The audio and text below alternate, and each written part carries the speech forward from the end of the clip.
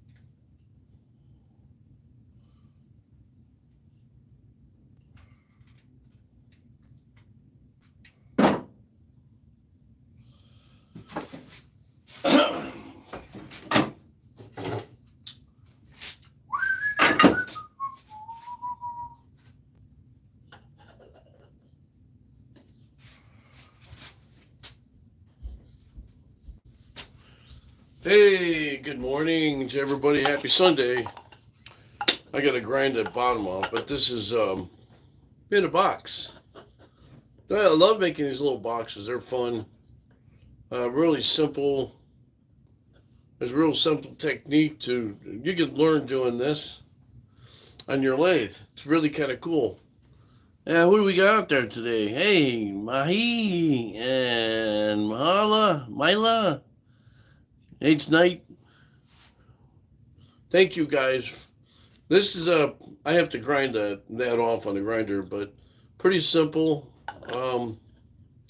I've done a couple of things lately, just kind of experimenting. My next thing is I got to make a vase, but I cheated, and I'll show you something here. No, I go to a wood store, and there's already turns. Some guys have already done rounds for me, so all I have to do is finish it up. It is pretty simple. And one of the biggest problem I have is getting down in there because I don't have a tool that goes back far enough. But I can round it out enough to be, all right.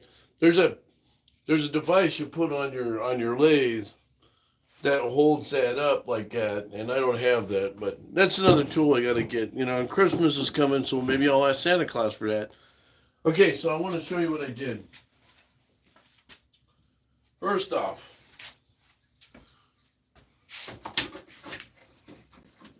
okay, so this friend of mine comes in. I see him for coffee all the time, right? He comes in and he goes, he gives me a box of this. This is off of some pallet somewhere. I don't know, whatever, he's at his house for something. He said, can you turn something out of it? I said, yeah. There you go. Just like that. Now, this is mahogany. It's segmented mahogany. Now, I put one coat of polyurethane on it. I still got to go over it. But here's the thing. I used my carbide tips on this. So if I ruin the carbide tips, it's not a big deal.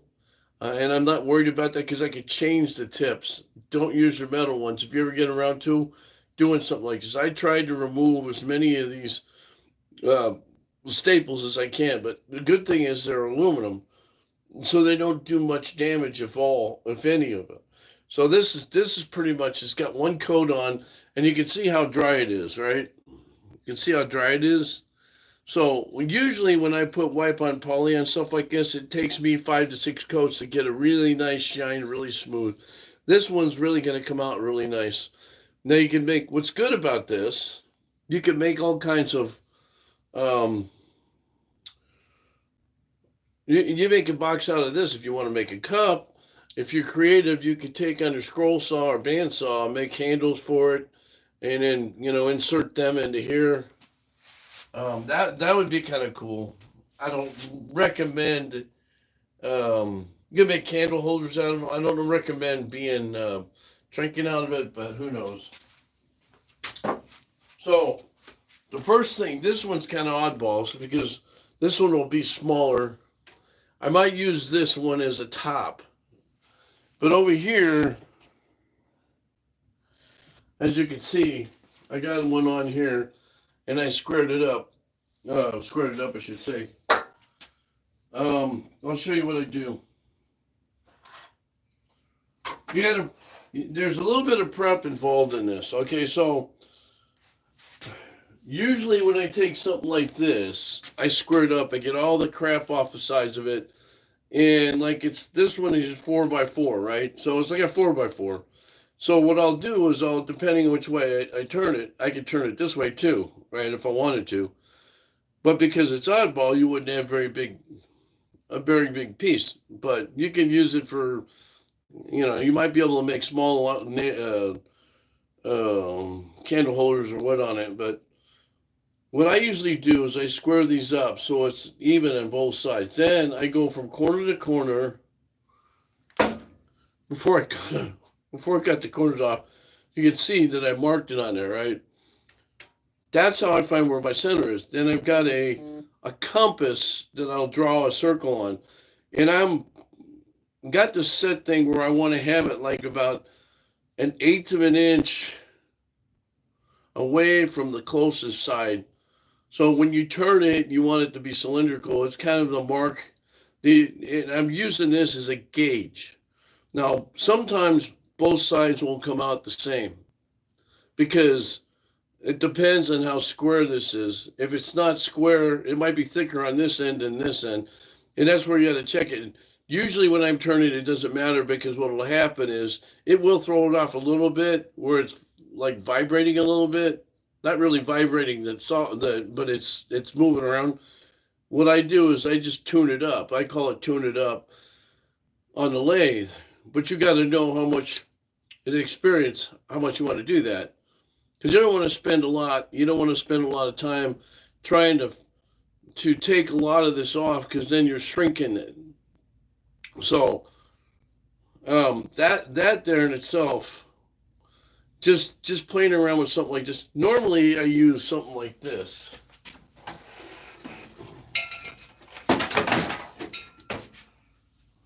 Okay, so that's a pine block. Same idea. And you could use this. You could actually use this and turn that into the same idea. Same idea if you want to use pine. I don't normally use it because it's so punky, it's so porous. You can see the grain in there. You'll spend up forever sanding. What I was using this for was I was making a table over here, and the problem I had with doing this, I had to run them through the thickness planer. Well, my thickness planer quit working. So, thank you guys for being on too. Let me know where you guys are all from. I'd love to hear from you. So, during Christmas time, you can find me making snowmen and Christmas trees. But unfortunately, I have. So notice the Christmas tree turned, and I stained it. This is a piece of cherry wood I stained just to see what it would look like. I used some model train stuff, but there's a star that goes on top of it like that. And what I'm going to do with the star is actually I'm going to put sparkly on top of it. Okay, so how did I have that? It was like that, I think. Anyway, it's gonna be kind of gold like a regular star, and then you go on here. That's just another design I have. Most of the time I'm doing logs.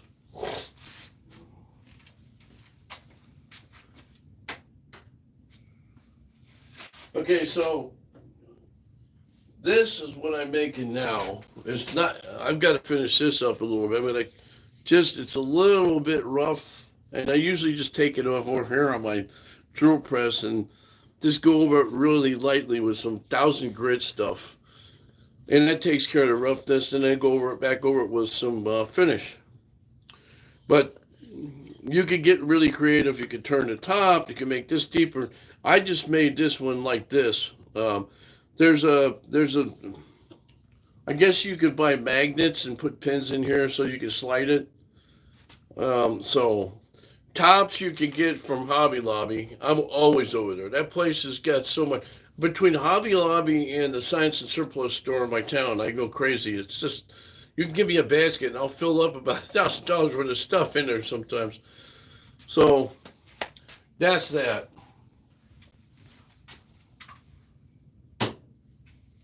There's one other thing I've been working on too. Now, you guys, I make birdhouses. So you can see the birdhouse I made here. This is completely out of oak. Now, this whole thing was made, I made this a while ago. I'm still fooling around with it, but this came from, this is all pallet wood. And I have a certain design I put on here a lot of times, and put little hooks on. You can buy that from Hobby Lobby. And I make my own dowels a lot of the time. So this is, it's going to be really nice because I'm going to seal it with a clear sealer, and the oak should really show. Now, the idea with this was I was going to put little gingerbread trim on the outside of this, and then I was going to make like a doorway here, like a door, like a French door or something. But I don't know if I'm going to do anything with that. I think I just might leave it this way. My birds do live in my birdhouses. I make birdhouses during the spring and the summer. If somebody wants one, now I can make one. Don't know if I'll sell this one, but I've got a bunch over at an art show that I've got going on right now over in St. Charles. So, and here's another one. So this is one of my neighbors. Now, this is one I built like 4 or 5 years ago. All right, same idea. It was made out of pallet wood. What I do is I tell people every couple of years, take them down, sand them up. With this, I usually spray a outdoor clear coat on it. It has to be outdoor finish so that you can use it in the outside. It won't be crinkly or anything. So, but I had to do some repair. It just came off, and I re-glued it on, and I sanded to make it, leave it like this. Now, birds do go in this, and I do put screws on the bottom so you can take them off. Most people, I tell them, don't take them off. My birds, I've got 2 in the back. They're both living in it, even in the wintertime. They go in and out of it constantly. They're finches. I don't know what kind of finches, but they're finches, but they go into it all the time. So, but anyway, if you're local and you buy something from me, you know where I'm at.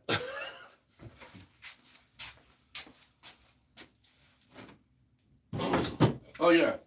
When in the shop, we got to have coffee in the morning. I won't tell you what I have in the evening, but okay, so now what I've been working on is in the other room. It's kind of my top secret room, but I'll let you in on something. All right, so you see where that train place, the Union Pacific, is. Okay, so a friend of mine, Patrick, he works as an engineer, and he gave me the sticker, which is awesome. Thank him for it. But here's my other hobby, so people don't see that. All right, here's my other hobby. Now, what I've been working on is this. And this is going to go right here. Don't know how I'm going to hook it up yet. But the switches are going to be for lights. So I have 2 lights right now on that cable, and one at the far end is a lookout tower, fire lookout tower. So hang on here, I'll show you what I'm doing. I have to flip the switch. Okay, so Where's my switches? So here's the problem, though, the wiring nightmare I got. All right. Okay, so no, the castle is on. Wait a minute, I gotta turn that off. I'll turn the light off a little bit. You can see the castle's on. Lookout tower's on. You see that? So I'm using these kind of switches. The plan is I'm going to try and light up as many places I can get. But running wires and trying to get them to one spot, you can't, it's hard. But see how I got that? Works pretty good, doesn't it? And these things weren't that expensive. You can get them at I bought them at an auto repair store, auto parts store. The problem is wiring. Okay, so two things I gotta tell you about. All right, whenever you're doing stuff like this, you can never have enough wire cutters. And these ones are okay, but they don't cut where the crap, so I have to use something else. But what works better is solid wire, stuff like this, phone wire. This one's not solid, but I have some solid wire if you can get it. This stuff is excellent. Now, two things that are wrong though, or one thing, is the track. I can find some.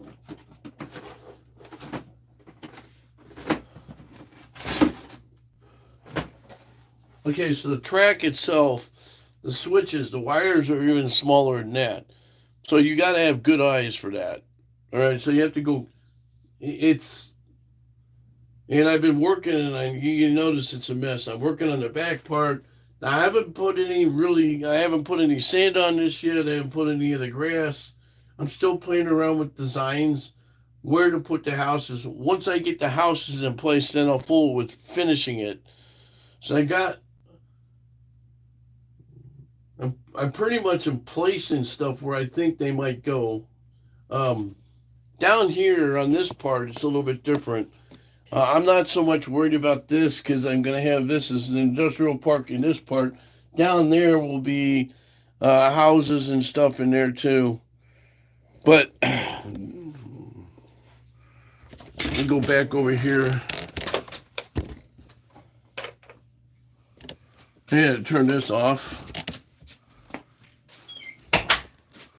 So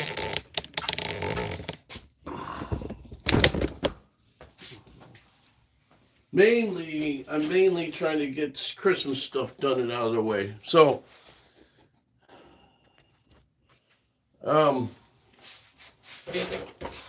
the future, I want to talk about a little bit of reforestation. I'm going to do segments on here. I need questions and comments from you guys desperately. I like to talk about different kinds of trees. I'm a big forestry buff. I worked for the Forest Service for a number of years, and I know about reforestation and clear cutting and all that kind of crap, which clear cutting, it depends, define clear cutting, but I like to teach people about certain types of wood and what you should and shouldn't do when you're building a piece of furniture. Now, I've got a ton of wood in here, and I'll give you an example. This is me salvaging. This is a piece of mahogany, but this came off an 1800s house as trim. It was header trim above all the doorways. It went like this. They like to do this in the old time, and this is what I would talk about. It's almost like this old house in the Woodwrights. But in the old days, they used a lot of this old growth oak and mahogany. And what they did was when they stained it, they got kind of a two-tone. So this would be sitting on something, you guys can't see it, but it would sit around window or door trim on top. You can see there's nails here. Okay, so then the paint job was here. The big thing was you could do this in your house too. You could do this in your shop. You could do this all kinds of things. Now my idea here is to take this wall and kind of do like what I did up on my ceiling here and put a design on the wall of old barnwood and pallet wood. But here's the problem: you got to take pallet wood and you got to take the pallets apart. You got to spend the time looking for certain ones because I don't want just straight pallets. It's all brand new pine. I want the old beat up ones, and a lot of them have more than half of the pallets usually broken up in pieces. So finding old, dingy, halfway sturdy pieces of wood is next to impossible anymore. So you got to now you're looking at maybe customizing your own dirty stuff. Now, if anybody knows how to do this, let me know because the only thing I can think of is like I could go and get a pile of mud, someday in the driveway, get it wet, and then rub it across the wood to make it dirty and dingy, and then the same thing with a propane torch. So I'd like to do both, one before the other, and see what would happen.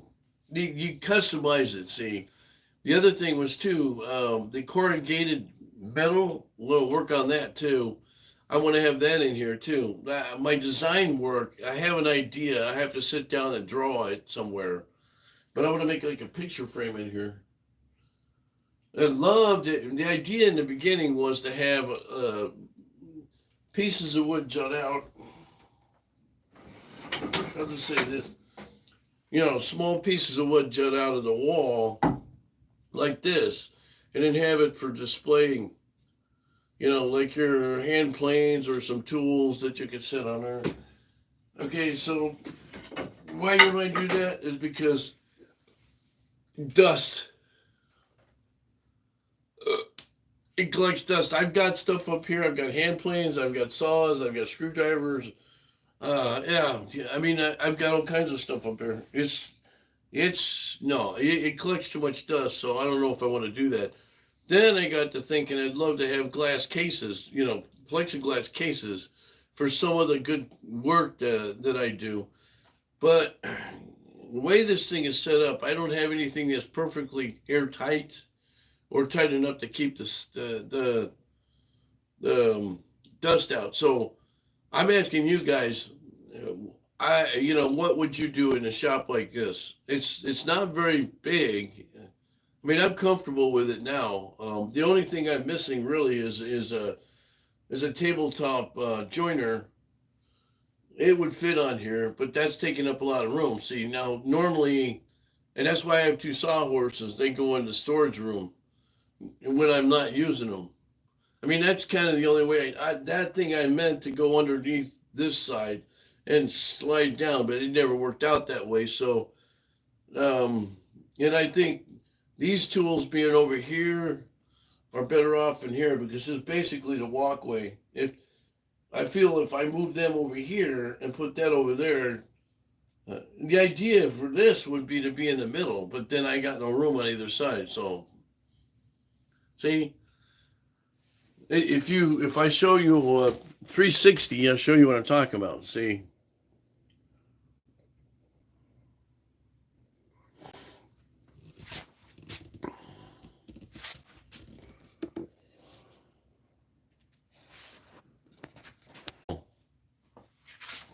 I'd love to have somebody as a shop designer come in my shop and go, okay, hey, you need to do this, this, and this. That'd be great.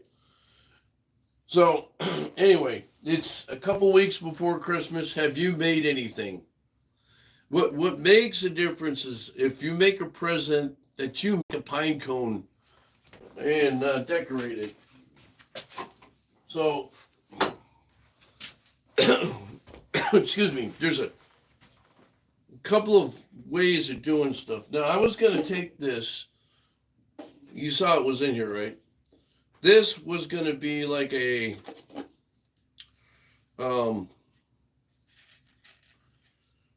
resin Christmas tree. Well, the reason why I didn't do it is I've had issues, but this isn't straight. So here's my other option. Now, I glued it on the bottom. I turned that. That's a piece of pine. You could take and clean and spray this green, really lightly, or do like what I did, or just leave it the way it is. I would probably leave it the way it is and paint or stain the bottom, make it look nice, and then go to a Hobby Lobby or a store, a arts and craft store, and get that glitter and put glitter on it. Then, if you wanted to make a star, you could put a star on it, like I did. They have little stars you can buy. Um, Something like this, I'd probably just do that. They also have those fake Christmas lights you can wrap around them. You know, there's a lot of things. You can make critters out of this. I saw this. Somebody sent me a picture of that. Where you can make critters out of it. Say you want to put legs on here, legs, and you can put a face and make like a dog or a cat or something. But it's all your imagination. You can make it like my shirt. I tried that with a resin bowl. It didn't work. So that was my idea. But yeah, see, that's an example of something you can make easily. So at the end of the day, all I can say is that you make something like this, when you make it, don't let any, the one thing I tell people is you make it when you make it. Forget about everybody else. If you're happy with it, that's what matters. I've learned over the past, trying to please other people doesn't work because it's their stuff. I don't like doing their stuff. I like doing my stuff. Whether they like it or not, who cares? All that matters is you. You remember that. If I was teaching class, the first thing I would say, to me, every person that makes something, just makes something, is doing the right thing. Sometimes I wish I was a shop teacher because I think some of the guys that teach woodworking don't. They grab you and they tell you do this. If you make a mistake, you make a mistake. Everybody's going to make a mistake. There is no perfection in man. Man is not perfect, so therefore you're not going to be perfect. There you go.